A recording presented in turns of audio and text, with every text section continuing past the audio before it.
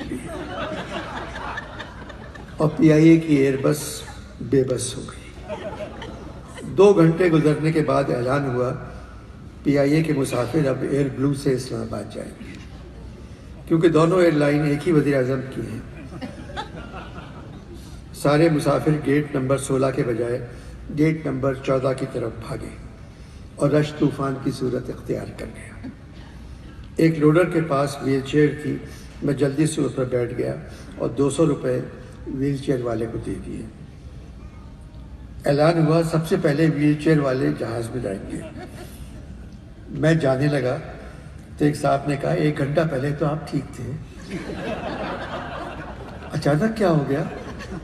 میں نے کہا جتنے بڑے افسر نیب کے سامنے پیش ہوتے ہیں 1 گھنٹہ پہلے وہ بھی ٹھیک ہوتے ہیں۔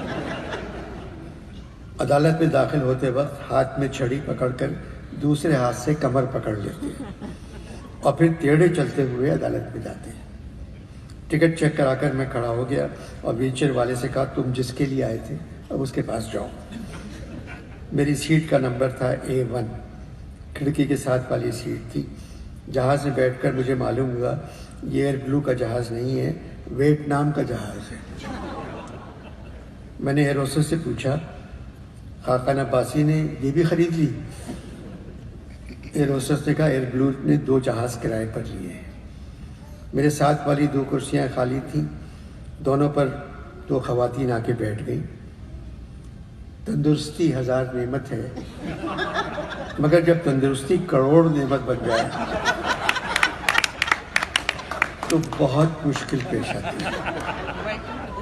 ویٹنام کے جہاز کی سیٹیں 12-12 انچ اتنی چھوٹی چھوٹی، میرے ساتھ والی خاتون بری طرح سیٹ میں پھنس چکی تھی۔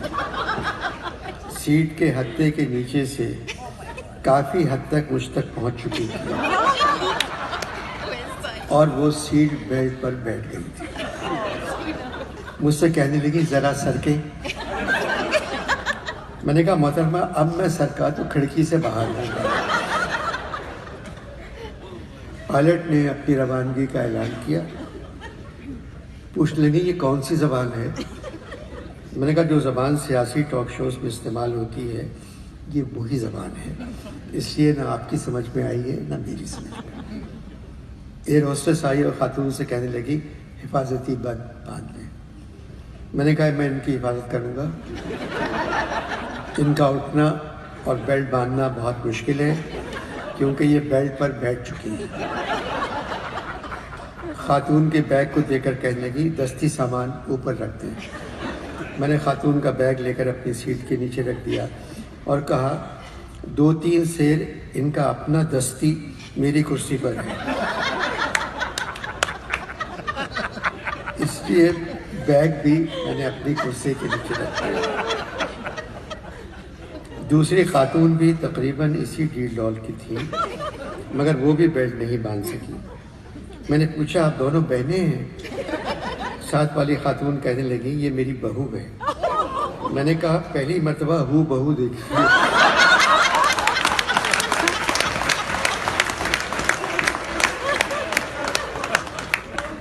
سب سے سامنے والی سیٹ اگر ہو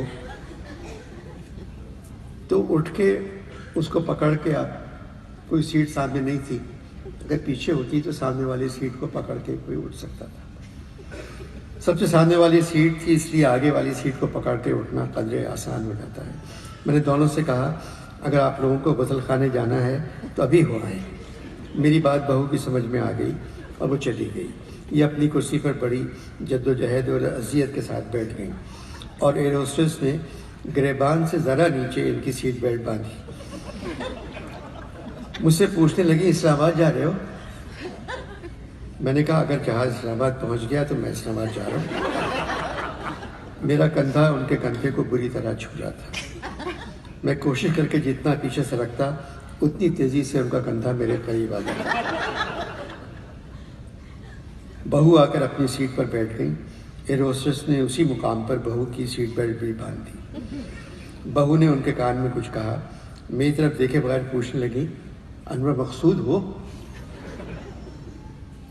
میں نے کہا میں انور مقصود تھا۔ اب تو ایک مجرم ہوں جو بغیر کسی گناہ کی سزا بھگت کہنے لگی کیا مسلم لیگ نون میں ہوں؟